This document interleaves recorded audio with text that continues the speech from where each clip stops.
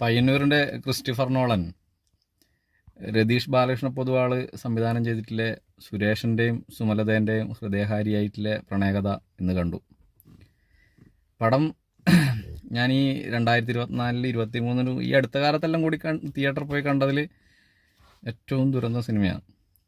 ഞാനിങ്ങനൊരു cinema അടുത്തൊന്നും തിയേറ്ററിൽ പോയി കണ്ടിട്ടില്ല. നാട്ടുകാരെ കുറേ ആൾ അഭിനയിക്കുന്നതെന്നല്ല വില്ലനെ കൊണ്ടെല്ലാം പോയി കണ്ടൊരു സിനിമയാണ്. രതീഷ് ബാലകൃഷ്ണ പൊതുവാളിനോട് പ്രത്യേക താല്പര്യമുണ്ടല്ലോ, അതിൽ അറിയുന്ന കുറേ ആളുകൾ അതിൽ സിനിമയിൽ അഭിനയിക്കുന്നുണ്ട്. അതുകൊണ്ട് ഒന്ന് പോയി കാണാമെന്നുള്ള നിലക്ക് കണ്ടതാണ്. സിനിമ ഒരു ദുരന്തം സിനിമയാണ്. ഞാൻ ആ സിനിമ കണ്ടു കഴിഞ്ഞ് ആലോചിച്ചത്, അതിൻ്റെ നിർമ്മാതാക്കൾ തിരക്കഥ വായിക്കാതെ ആണോ അതിന് പണം മുടക്കാൻ സമ്മതിച്ചത് എന്നില്ലയാണ്. കാരണം ആ തിരക്കഥയൊന്ന് വായിച്ച് നോക്കിയെങ്കിൽ ഒരു കോമൺ സെൻസിലുള്ള ഒരു മനുഷ്യൻ ഒരിക്കലും അതിന് പണം മുടക്കില്ല. നല്ല പൈസ മുടക്കിയിട്ടുണ്ട്, നല്ല പൈസ മുടക്കി എടുത്തൊരു സിനിമയാണ്. നല്ല ഫണ്ട് ആ സിനിമയ്ക്ക് വേണ്ടി ചിലവാക്കിയിട്ടുണ്ട് നിർമ്മാതാക്കൾ.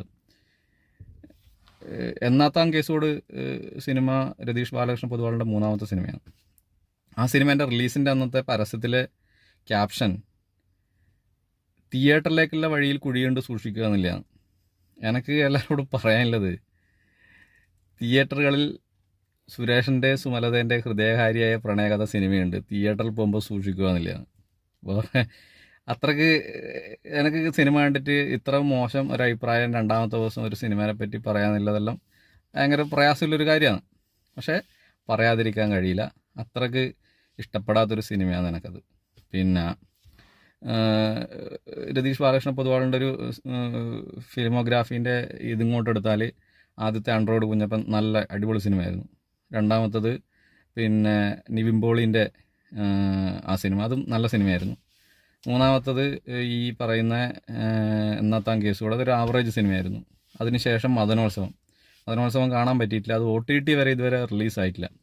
ഒരു OTT പർച്ചേസ് പോലും എഗ്രിമെൻ്റ് പോലും ആ സിനിമേൻ്റെ മേലെ നടന്നിട്ടില്ല എന്നാണ് എനിക്കറിയുന്നത്, ഞാൻ മനസ്സിലാക്കുന്നത്. അത് വന്നോ ഏതെങ്കിലും പ്ലാറ്റ്ഫോമിൽ ഉണ്ടോ എന്നും അറിയില്ല.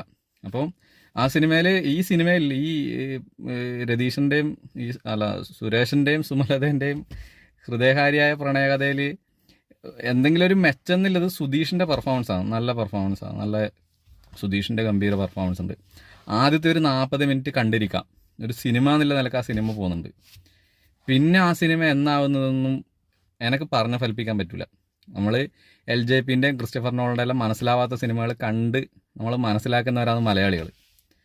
ഇത് ഒരു തരത്തിലും മനസ്സിലാവില്ല. ഇതെന്നാ മൂപ്പർ ഉദ്ദേശിക്കുന്നതെന്നോ എന്നാ ചെയ്തു വെച്ചിട്ടുള്ളതെന്നോ ഒന്നും തിരിയില്ല.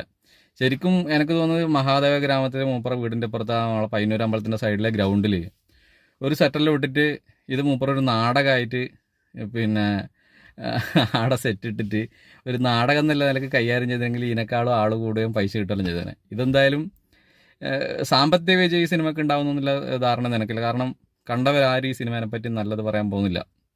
തിയേറ്ററിലൊന്നും ആരും ഉണ്ടായിട്ടൊന്നുമില്ല, വളരെ ശുഷ്കാണ് തിയേറ്റർ ഉണ്ടായത്.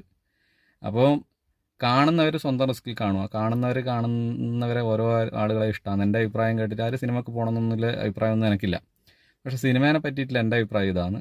അപ്പോൾ അടുത്ത സിനിമ റിവ്യൂ ആയിട്ട് അടുത്ത സിനിമേൻ്റെ റിലീസിൻ്റെ സമയത്ത് വരാം. Okay, by.